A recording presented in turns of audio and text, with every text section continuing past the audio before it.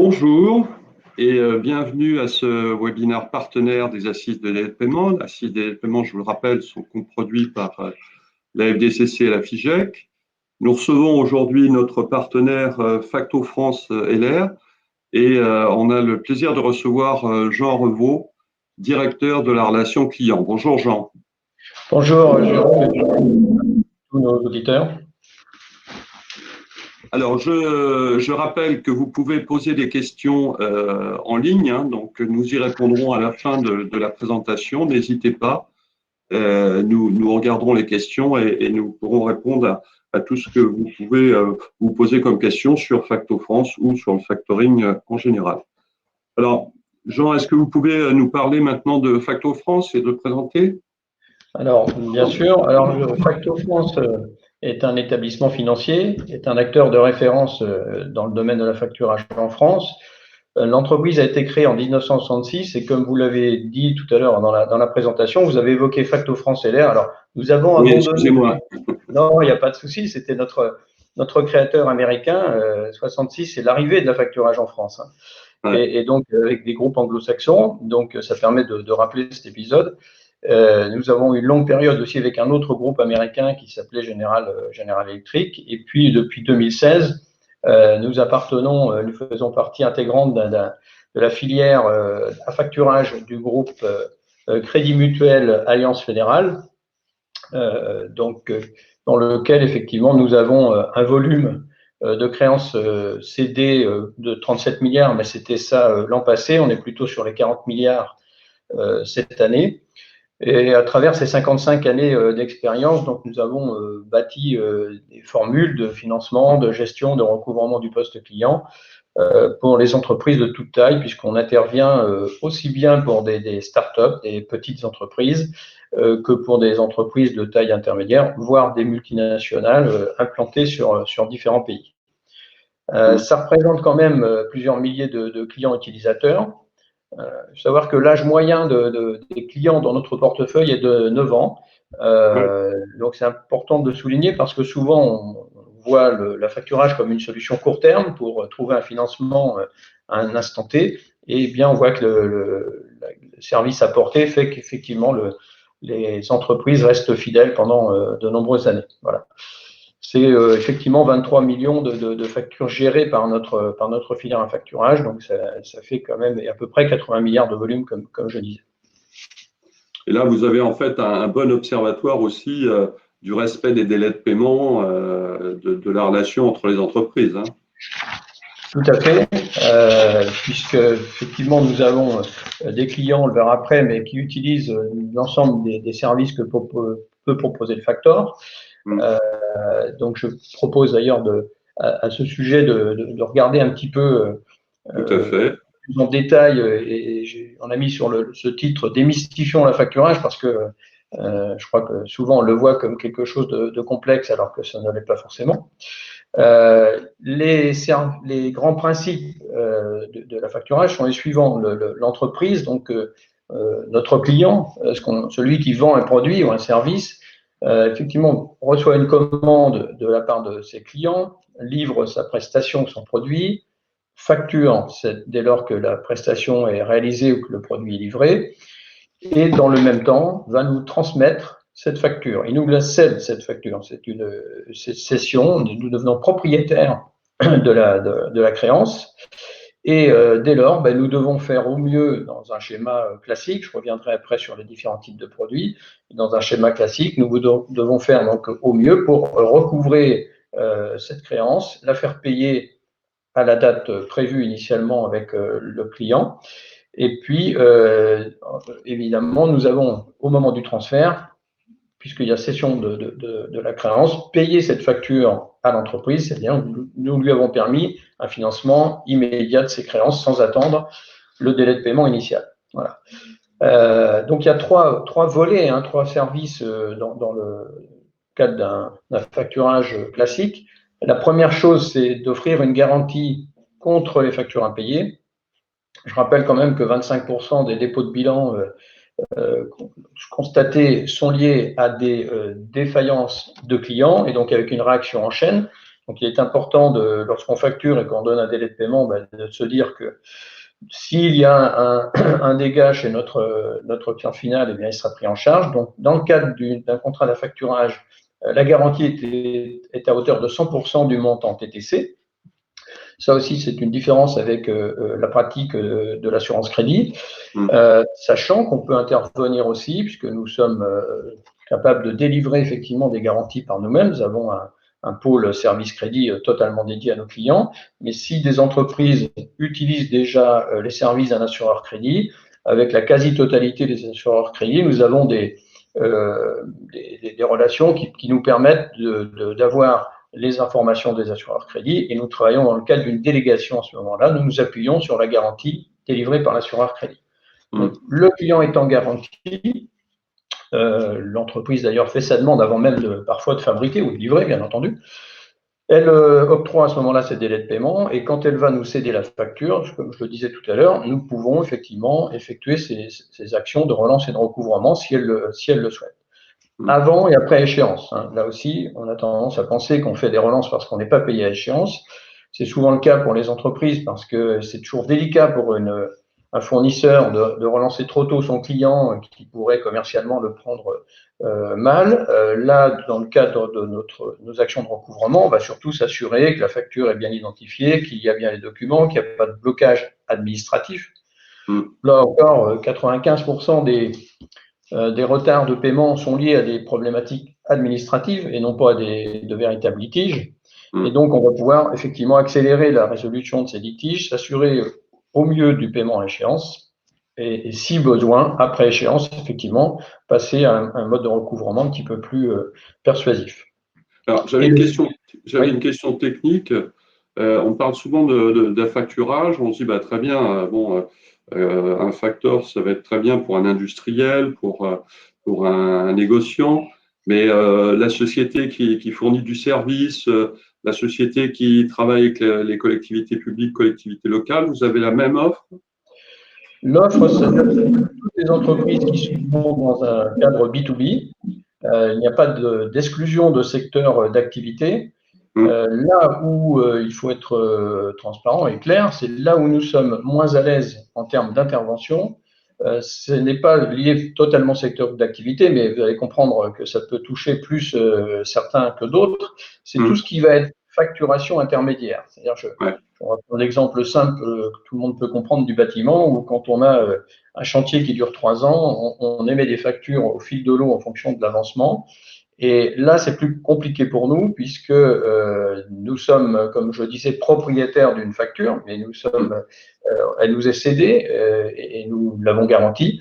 En l'occurrence, là, quand on parle de litige, si le chantier s'arrête, évidemment, le paiement ne sera pas effectué. Ce n'est pas un problème de qualité du débiteur final, mais d'une créance qui n'est pas encore définitive. Donc, généralement, le facteur s'appuie sur une créance née, ferme et définitive. C'est ce qu'il va y avoir dans un contrat classique. Toutefois, là aussi, on a adapté nos offres et on peut donner de la souplesse, que ce soit dans des secteurs tels que le bâtiment, on peut intervenir partiellement, et puis sur des secteurs, on en reparlera après, mais sur des secteurs tels que le numérique, où il y a ce type de facturation aussi assez fréquemment. Et on voit dans votre présentation qu'il y a des services additionnels en affacturage. On peut en dire un mot? Oui, alors c'est ce que j'évoquais à travers la garantie, effectivement, qui peut s'adapter sous différentes formes. La relance, le recouvrement, et puis quand on dit financement de des échéances, ça aussi c'est un point important, c'est-à-dire que à la différence d'un concours classique ou de l'escompte ou de l'ADI, si à l'échéance la facture n'est pas payée, comme j'ai effectivement pris l'engagement de porter ce financement, alors que ce soit dans un schéma avec du recouvrement, où là je vais continuer à le faire pour arriver à la bonne fin et au bon paiement, ça peut être le cas aussi, malgré tout, même dans des dossiers où le recouvrement est conservé par l'entreprise.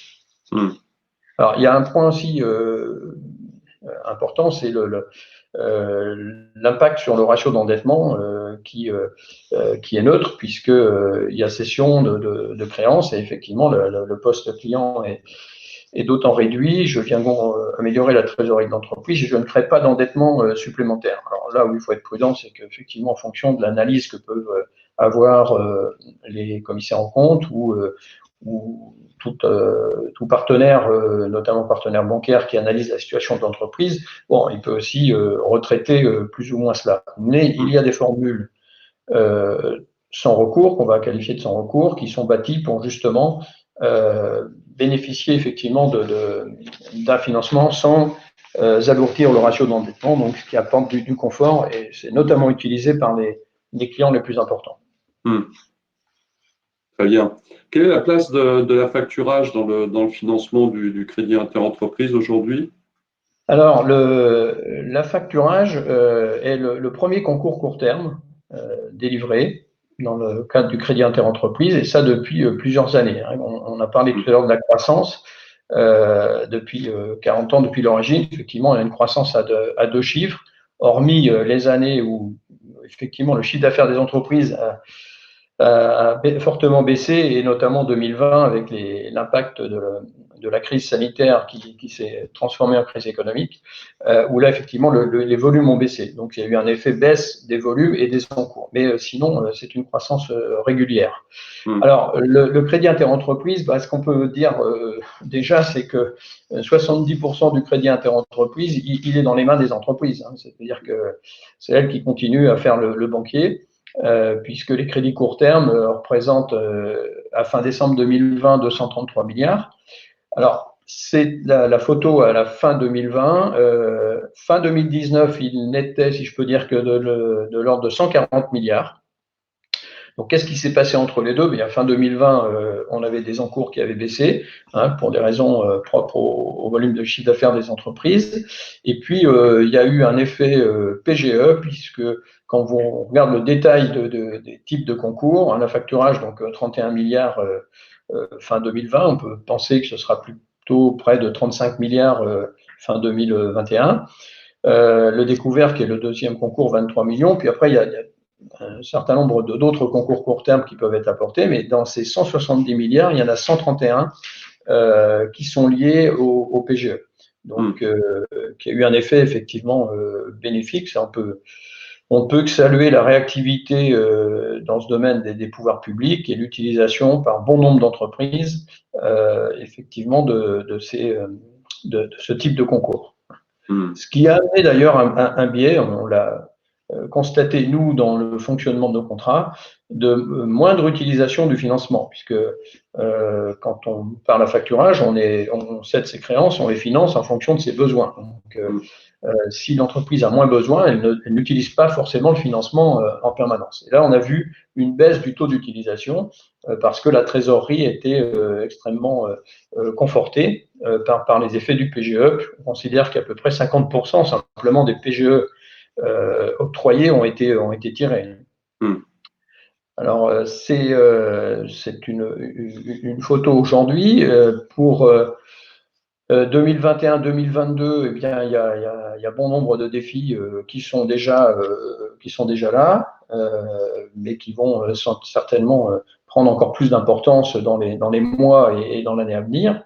Tout le monde voit aujourd'hui les difficultés d'approvisionnement, que ce soit dans l'industrie, les produits agroalimentaires également, où effectivement on a des prix à la production qui augmentent et puis des difficultés d'approvisionnement et de stockage. Donc ça ne fait que tendre effectivement la trésorerie des entreprises. Bon, pour l'instant, cette trésorerie est plutôt en bonne forme et on voit aussi des difficultés à répercuter ces prix. Nous avons eu récemment quelques exemples dans nos clients qui sont dans des secteurs agroalimentaires et qui se trouvent piégés non pas uniquement par l'évolution des prix des produits qu'ils vendent, parce qu'avec parfois des accords avec leurs clients pour revoir les prix en fonction de l'évolution des prix matières, les prix à production, mais qui sont piégés par des problématiques de prix sur les emballages, je pense au plastique, au carton ou autres, avec les difficultés que l'on a, et qui, là, n'ont pas les moyens, on va dire contractuellement, de répercuter ces hausses. Donc, ça crée des tensions, et des tensions à la fois sur les marges et sur la trésorerie. Donc ça, c'est quelque chose qu'il va falloir surveiller dans les mois à venir, évidemment. Mais comme vous le disiez à juste titre, en plus, il va y avoir des changements de stratégie des entreprises, notamment sur les stocks et toute la chaîne logistique, alors qu'on parlait d'approvisionnement à flux tendu, peut-être que les choses vont changer. Il va peut-être y avoir de nouveau des stocks de sécurité, ce qui immanquablement va gonfler le besoin en fonds de roulement, ça c'est sûr. Tout à fait. Très bien. Et sur l'activité, pour terminer sur ce point, de l'analyse que vous en avez, vous confirmez qu'il y a une reprise, vous êtes confiant sur 2021-2022? Alors, optimiste, Oui. Optimiste déjà et relativement confiant parce qu'effectivement, la reprise qu'on a attendue, qu'on attendait fin 2020, qui n'est pas venue fin 2020, mais qui s'est décalée, bien accompagné d'ailleurs ce décalage par les mesures qui ont été prorogées. On parlera tout à l'heure des financements de bons de commande notamment. C'est fait jour effectivement il y a maintenant quelques mois et semble relativement solide. Aujourd'hui, la problématique, pour les entreprises, c'est plus de trouver les produits, trouver les collaborateurs avec des difficultés en recrutement qui ont doublé par rapport à l'an dernier, notamment dans le secteur des services, mais ça touche toutes les activités.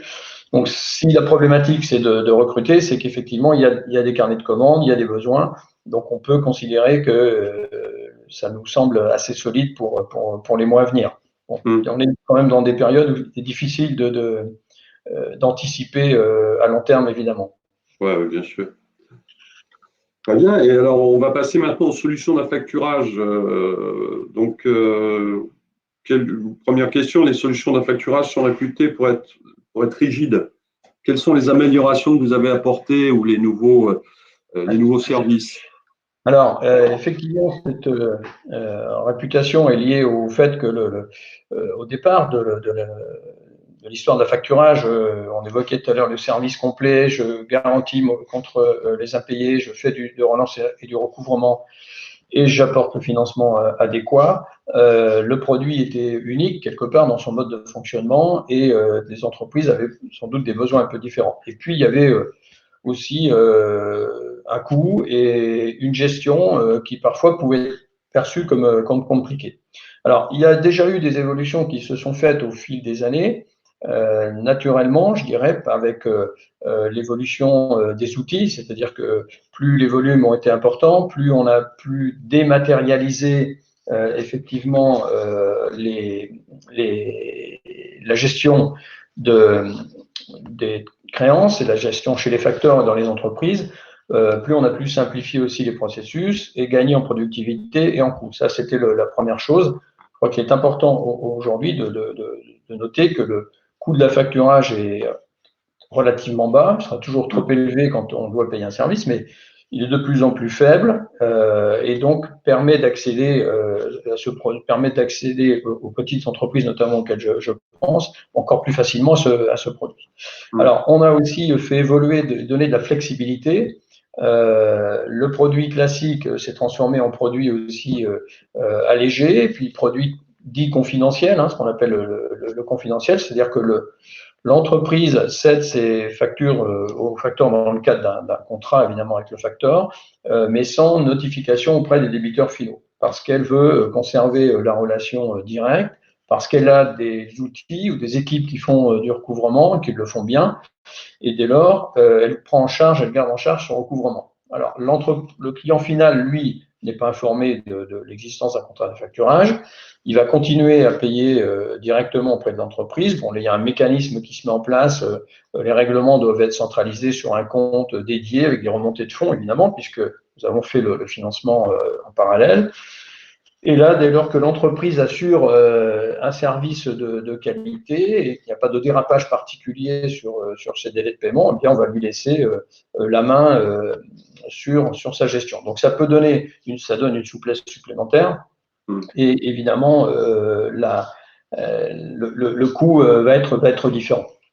Alors, du côté des outils, il y a aussi ce qu'on a lancé maintenant il y a quelques années, ce sont des outils de dématérialisation pour les petites entreprises. Vous savez que toutes les entreprises doivent passer à la facture électronique. Alors, Initialement, c'était à compter du 1er janvier 2023, toutes les entreprises devaient accepter les factures électroniques. Et puis le 15 septembre, donc avant-hier, il y a une décision en Conseil des ministres de décaler effectivement ces obligations, ces dates.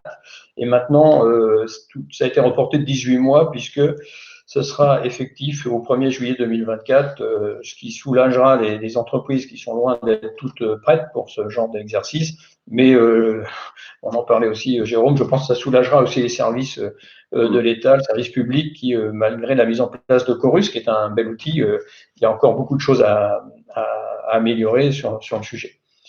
Et puis, ce sera progressivement, pour ce qui concerne l'émission de ces factures, réétalé là aussi de juillet 2024 à 2026, selon la taille des entreprises. Alors, pour aider, pour préparer, nous avons mis en place, à titre d'exemple, un outil qui s'appelle Digifact, qui est un portail qui permet à la petite entreprise, quand elle peut nous céder ses factures, à partir du scan de ces factures, de ces documents, on peut lui demander des documents pour le recouvrement, des bons de livraison, des bons de commande, va effectivement entrer ces documents dans l'outil en scan. Et puis, nous avons un système OCR qui va reconnaître effectivement sur la facture les informations qu'elle peut corriger parallèlement pour dématérialiser. C'est-à-dire on offre un outil pour dématérialiser sans que l'entreprise ait à investir elle-même dans des outils, ce qui assure derrière, effectivement, une qualité de l'information, de la data, qui est importante aussi quand on parle du recouvrement. C'est envoyer les bonnes données, c'est l'objectif aussi de la facture électronique, c'est que les données ne soient pas altérées, qu'elles soient bien codifiées auprès des clients finaux. Donc, un outil qui rencontre un vrai succès chez nous auprès des TPE, et donc qui facilite aussi, bien sûr, l'accès à la facturage, au financement, donc avec la souplesse de la numérisation, de la digitalisation et la fluidité. Donc ça fait partie des innovations, et on travaille encore sur différents sujets. On a élargi aussi nos interventions à l'export, mais ça c'était déjà depuis une longue date, mais à l'international, à travers des programmes pan-européens, voire mondiaux, où on peut intervenir pour une entreprise qui a des filiales à l'étranger sur ses créances. Elle nous cède ses créances à partir des entités françaises vers le domestique ou vers l'export. Et dans le contrat, un contrat qui va être bâti avec l'ensemble des filiales ou une partie de ces filiales, on peut intervenir aussi sur le financement de ces mêmes filiales à partir des créances émises par ces filiales à l'étranger. Donc, on a élargi le scope. Et puis, on a également un autre produit spécifique chez Facto France, puisqu'à ma connaissance, nous sommes le seul facteur à avoir développé ça, c'est ajouter au contrat d'affacturage une possibilité de financement sur stock. Donc, là, on peut dire un petit mot dessus pour avoir un peu plus de détails, financement sur stock. Bien sûr. Alors, lorsque l'entreprise, effectivement, nous cède sa facture, nous finançons au moment de la livraison, comme on vient de le dire. Si elle a besoin d'un délai de 2 ou 3 mois de fabrication, ou besoin de stockage, ou de payer effectivement ses fournisseurs plus vite, elle a besoin effectivement de financer ce cycle. Et nous sommes un financier d'actifs. Nos financements ne sont pas des financements bancaires, les financements sont faits sur la base d'actifs, donc les créances clients. Et on s'est dit, mais on pourrait aussi utiliser les stocks pour faire un financement complémentaire pour améliorer le financement de l'ensemble du cycle d'exploitation. Ça suppose effectivement des stocks, ça suppose des stocks libres de CRP, il y a un certain nombre de conditions, et c'est toujours lié à un contrat d'affacturage. Ouais, il y a vraiment un service supplémentaire, et ça peut être très utile en ce moment où l'activité redémarre. Ouais. Tout à fait. Et puis, il y a l'aspect bon de commande et paiement fournisseur, mais on en parlera. Oui, on va en parler après. Donc, on a bien compris, vous vous êtes différencié par rapport aux autres acteurs en investissant à travers votre outil digital et puis sur les stocks, pardon. Et vous avez d'autres projets, de nouveaux produits à venir, enfin sans dévoiler forcément, mais vers quelle orientation vous avez? Alors, dans les produits à venir, il y a un travail que l'on fait actuellement sur les paiements fournisseurs anticipés, mais plutôt pour les petites entreprises. Alors, je précise tout de suite que le paiement fournisseur anticipé, c'est le nouveau terme que pouvoirs publics souhaitent encourager pour remplacer un terme anglo-saxon qui s'appelle le reverse factoring. Voilà, pour qu'il n'y ait pas de confusion, mais on part du même principe, c'est-à-dire je fais de la facturage inversé aussi, on a entendu ça, c'est-à-dire je pars non plus du fournisseur vers le client, mais du client qui, lui, me cède les factures de ses fournisseurs pour un paiement anticipé. Donc, ce sont les grands axes. Et puis, le financement des bons de commande, j'y reviendrai, sur lequel il faut penser à l'après mode actuel particulier qui est lié au PGE du financement du bon de commande. Ouais. On va peut-être passer maintenant, faire, comme vous avez un bon observatoire à travers le traitement des factures que vous avez, faire un petit zoom là effectivement sur la situation des délais de paiement. Je crois qu'il y a quelques slides là quelques slides que vous montrez qui vont être intéressants à commenter. Alors, quels sont les bénéfices au regard de ça, de la facturage?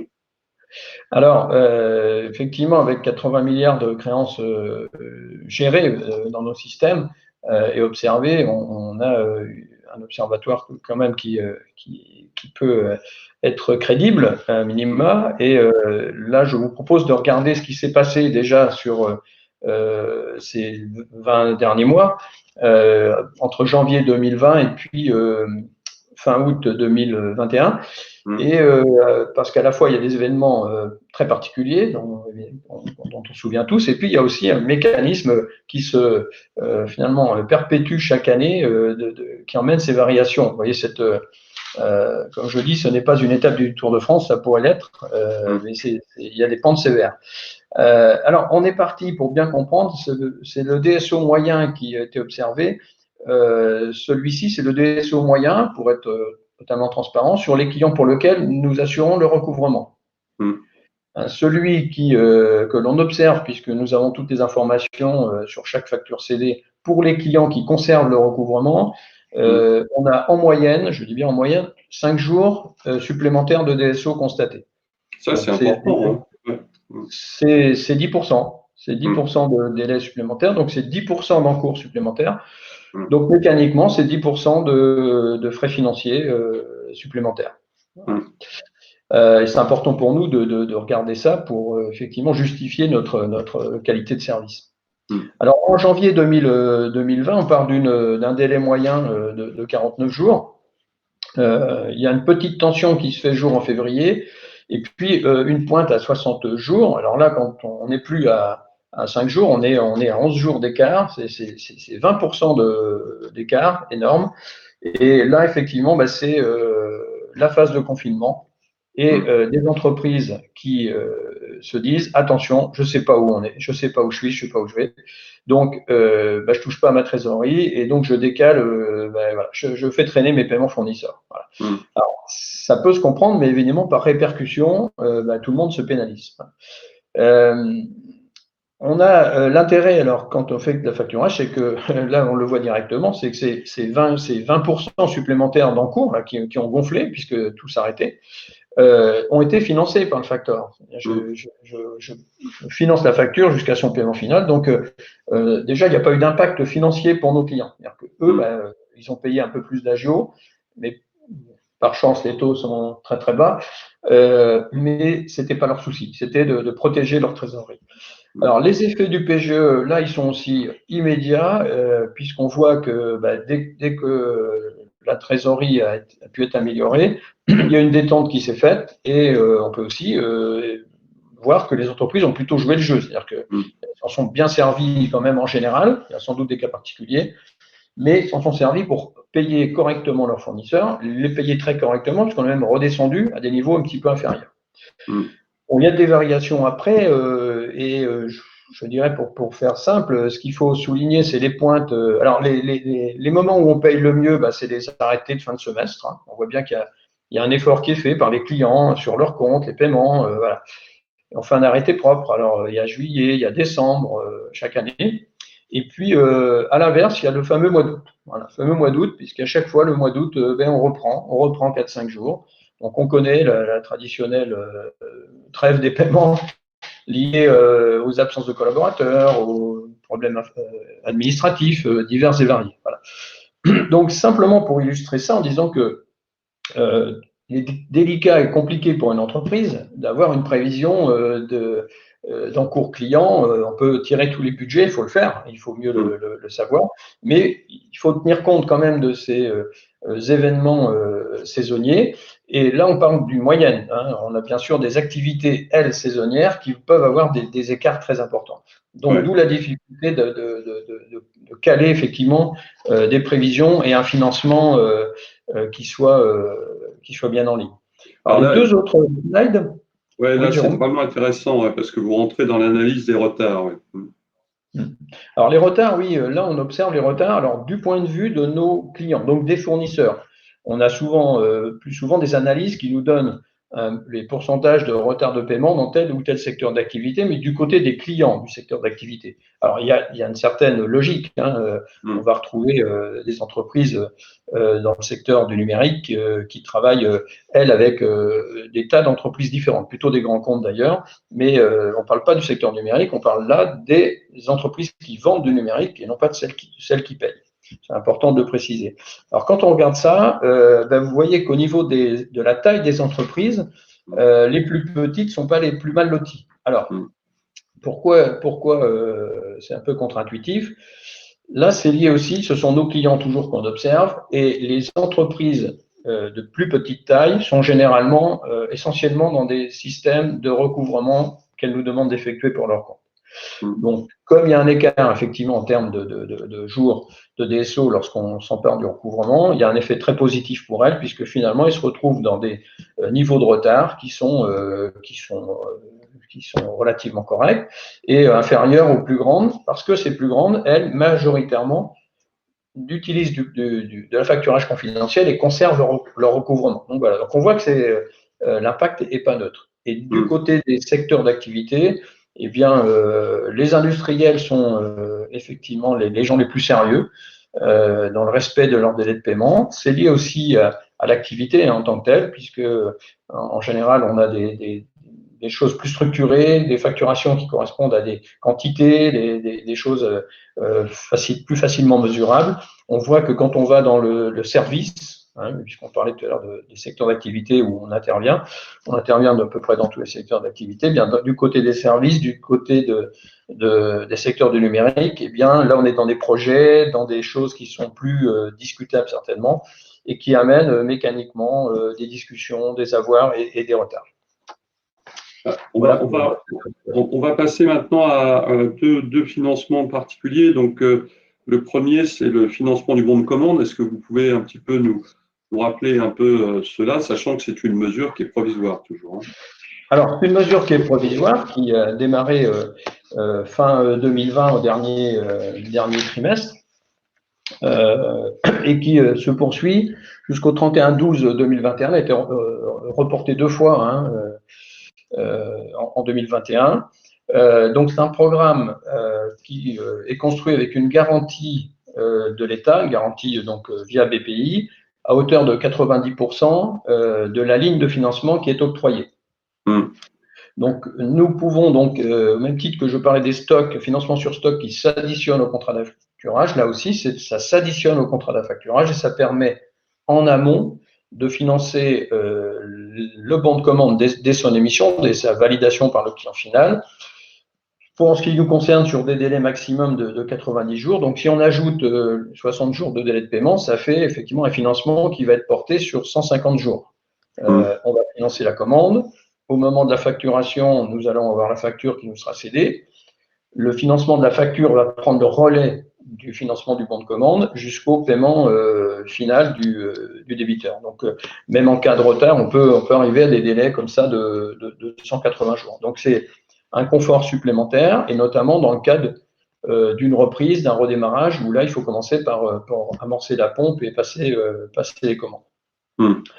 Alors, en termes de coûts, c'est aussi très intéressant, puisque il n'y a pas de commission d'affacturage, pas de commission de service sur la partie bon de commande. Il y a des intérêts, évidemment, des frais financiers qui sont ceux identiques appliqués pour le contrat d'affacturage en place ou lorsqu'on le met en place, ça peut être au démarrage d'un contrat. Et puis, il y a simplement la commission de la garantie de l'État qui est à 0,25% de la ligne de financement pro rata temporis pour les entreprises de moins de 250 salariés et de moins de 50 millions d'euros de chiffre d'affaires, et qui est à 0,50 pour les autres. Alors, si on le traduit, c'est 2500 euros par million financé sur une durée d'1 an. Donc, c'est un coût extrêmement faible. Exemple typique que l'on a eu, c'est une entreprise qui est dans le cycle, et bon, on a tous vu avec effectivement la démultiplication pendant la période de confinement et après, et puis dans l'air du temps, c'est clair aujourd'hui, les villes procèdent à la démultiplication des pistes cyclables et veulent réduire l'impact de l'automobile. Donc on a une demande sur le cycle qui est extrêmement importante. Donc des entreprises qui se retrouvent d'un seul coup à avoir des commandes conséquentes. Bon, comment les fournir? Il y a des problématiques de production. Elles ont aussi en plus aujourd'hui des problématiques de délai de livraison, de prix. Donc le fait de pouvoir financer une commande très en amont, c'est aussi un élément de négociation. C'est-à-dire si je peux payer très vite ma commande, si je peux payer à la commande, eh bien je vais avoir des fournisseurs qui vont sans doute me privilégier par rapport à celui qui va demander un délai de paiement. Bon. Donc c'est double impact positif sur ce produit. Alors on a un autre outil qui est le reverse factoring. Alors, je rappelle que ça a été mis en place sous l'impulsion du gouvernement, effectivement, et notamment du médiateur des entreprises. On a beaucoup parlé de reverse factoring. Maintenant, on change de nom, on parle de paiement fournisseur anticipé. Vous pouvez nous en dire plus et nous dire comment ça marche et est-ce que c'est beaucoup utilisé aujourd'hui? Alors, le reverse, qui maintenant, effectivement, on va l'appeler paiement fournisseur anticipé. Je pense qu'on va vivre avec les deux termes un certain temps, comme souvent quand on change une dénomination. Existe déjà depuis un certain nombre d'années et était plutôt utilisé par les grands donneurs d'ordre. L'État, d'ailleurs, a même mis en place des systèmes. L'UGAP a mis un système en place pour la grande distribution, l'avait utilisé aussi depuis de longues années, pour payer plus rapidement, effectivement, ses fournisseurs, avec un objectif, avec des objectifs multiples. C'était effectivement offrir un financement immédiat à des fournisseurs qui, par eux-mêmes, avaient peut-être du mal à le trouver, à se faire financer par leur banquier habituel, parce qu'il y a des encours importants, parce que leur situation financière était peut-être fragile, et donc de leur dire, écoute, je te propose un programme dans lequel je vais te payer la facture dès que tu vas me l'avoir envoyée, enfin dès qu'elle sera saisie dans mes outils, dans ma plateforme, que je l'aurai validée, et je te fais un paiement. En contrepartie duquel je te fais payer le coût du financement, mais ce coût de financement a été négocié, donc il sera relativement intéressant. Bon. Donc ça, c'est le côté, effectivement, avantage du côté du fournisseur. Lui, sa trésorerie est améliorée. Sur le plan administratif, ça peut paraître simple. Et du côté du donneur d'ordre, lui, il fidélise son fournisseur quand il le souhaite. Il se met en conformité avec la LME et il sécurise sa chaîne d'approvisionnement. Bon, il ne faut pas se cacher, il y avait aussi quelque part un intérêt financier derrière tout ça. C'est-à-dire, je te paye plus rapidement, c'est aussi une force de négociation. Du prix. Alors, en termes c'est difficile de voir quelle part ça représente. On estime, je dis bien on estime parce que c'est un peu noyé ce produit dans la facturage et dans les déclarations que peuvent faire les facteurs, d'autant plus qu'une partie de ce reverse n'est pas forcément fait par les sociétés de facturage. Il peut être fait à travers des plateformes mises en place par les grands donneurs d'ordre avec des sociétés de services spécialisées et puis financées par des concours bancaires octroyés aux grands distributeurs. Alors, on estime que dans la facturage, ça doit représenter 5 à 10% de volume. Mais tout ça est à prendre avec beaucoup de précautions. Alors, on voit les avantages. Après, il y a quelques contraintes. C'est-à-dire que si je suis fournisseur de 10 clients importants qui ont tous un programme de reverse, malheureusement, il n'y a pas un programme de reverse, il y a 10 programmes de reverse. Donc, ça veut dire que sur le plan de la structure de mes fichiers, sur le plan de la gestion, il va falloir que je m'adapte à chacun, que je rentre dans les systèmes. Ils sont aussi très différents selon la capacité que va avoir le donneur d'ordre à valider rapidement ses facturations, parce que le paiement ne sera fait que lorsque le système aura validé. Donc, si au milieu de la chaîne, il y a quelqu'un qui n'a pas validé un bon de livraison dans un dépôt ou autre, eh bien, la facture reste en suspens et ne sera pas payée.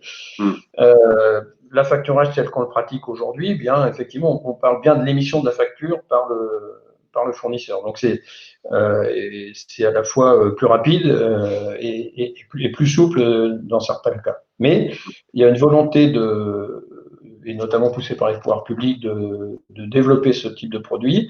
Et je le disais tout à l'heure, ça fait partie des outils que nous sommes en train de regarder et de mettre au point. Et là, pas forcément pour uniquement des grands donneurs d'ordre qui nous le demandent, on en a quelques-uns qui l'ont fait, mais pour des petites entreprises. C'est-à-dire offrir un service de paiement fournisseur à la facture avec quelque chose qui doit être très souple, très simple à mettre en place, évidemment. Donc ça, c'est un chantier en cours. Ouais. Et juste pour comprendre jusqu'au bout, là aussi c'est très souple, c'est-à-dire je peux très bien dire j'ai besoin de financer cette facture mais pas celle-là, c'est possible ou c'est tout un… Alors il y a différents programmes. Ouais. Il y a des programmes qui sont effectivement à la demande, c'est-à-dire que c'est le fournisseur qui déclenche dans le système et qui met ses factures et va demander à la demande. Et il y a d'autres programmes plus rigides dans lesquels, dès lors que j'ai posté ma facture, bah, je dirais de fait, elle sera payée plus rapidement. Voilà. D'accord. Les programmes sont assez différents d'un acteur à l'autre. D'accord. Très bien. Et on va passer à la dernière question, donc sous forme de conclusion pour respecter nos horaires. Qu'est-ce que vous allez conseiller aux entreprises qui, avec la reprise d'activité économique, vont voir leur BFR fortement augmenter vraisemblablement quand même, hein? Bien, je dirais qu'il faut qu'elle soit dans l'anticipation. C'est toujours comme ça qu'on aborde mieux les problématiques. La problématique, si elle arrive, elle arrive, mais si je l'ai anticipée, je ne suis pas dans un mode panique et j'ai peut-être différentes solutions à la clé. Le danger aujourd'hui que l'on perçoit parfois quand on discute avec nos clients, c'est que ils ont eu une année 2020 mauvaise en termes de résultats, en termes d'activité. Il y a très peu d'entreprises qui ont échappé à des difficultés majeures. Donc, elles ont souvent fait des résultats très faibles ou perdu de l'argent, peu ou beaucoup. Donc, elles ont dégradé quelque part leur compte d'exploitation et leur bilan. Mais en même temps, elles ont obtenu des reports d'échéances importants et des prêts PGE octroyés quand même avec beaucoup de facilité. Donc, elles se retrouvent dans une situation de trésorerie aisée, alors que cette trésorerie n'a pas été construite sur un résultat bénéficiaire comme on le ferait dans un schéma classique, normal, habituel. Alors, ça fausse un peu leur vision. Finalement, elles se disent tout va bien. Oui, mais l'année 2021 n'est pas une année aussi facile que ça. Donc là aussi, on voit bien des résultats qui vont être un petit peu tendus. On voit que la trésorerie se tend un petit peu. Nous observons, nous, de notre côté, que les utilisations de financement, j'évoquais le fait qu'elles aient été fortement réduites en 2020, commencent maintenant à reprendre de la vigueur et on voit le pourcentage de financement qui augmente. Donc, ça veut dire qu'il y a des besoins et c'est logique en phase de reprise. Mais on va aborder des mois maintenant où l'entreprise va devoir commencer ou a commencé déjà à rembourser un certain nombre d'échéances et puis les échéances des PGE, la plupart ayant choisi de décaler dans le temps, d'en faire un crédit moyen terme, mais qui vient alourdir l'endettement de l'entreprise. Et puis, quand on va commencer à rembourser, on va être obligé de creuser dans la trésorerie, taper dans la trésorerie.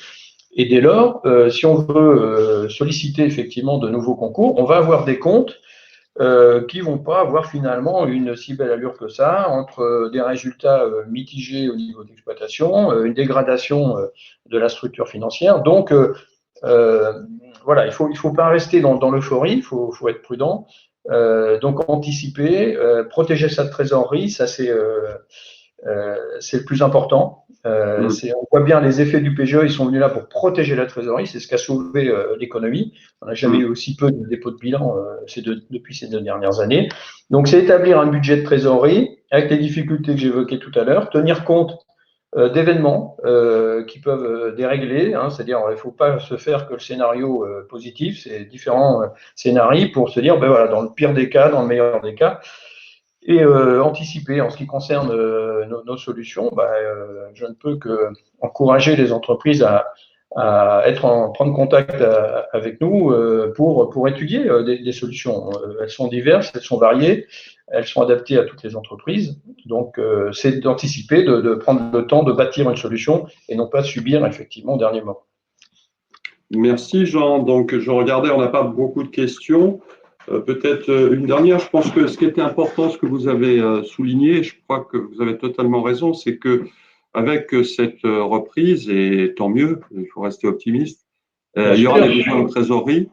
Il y aura des besoins de trésorerie. On l'a expliqué, vous l'avez très très bien souligné. Je pense que plus que jamais, effectivement, les entreprises doivent faire des prévisions de trésorerie, rechercher les bons outils et vous avez une gamme d'outils qui est intéressante comme d'autres facteurs avec votre spécificité et vos travaux comme vous l'avez souligné. Donc, je pense que c'est très très important et c'est pour ça que je voulais vraiment insister là-dessus. En tout cas, merci beaucoup Jean. Donc, je rappelle que vous êtes directeur de la relation client de Facto France et on a mis ici donc les coordonnées où vous pouvez contacter cette entreprise. En tout cas, merci à vous. Je rappelle pour ceux qui nous écoutent que le 26 octobre, nous avons nos assises nationales au MEDEF, un moment important, il y aura beaucoup d'informations là aussi.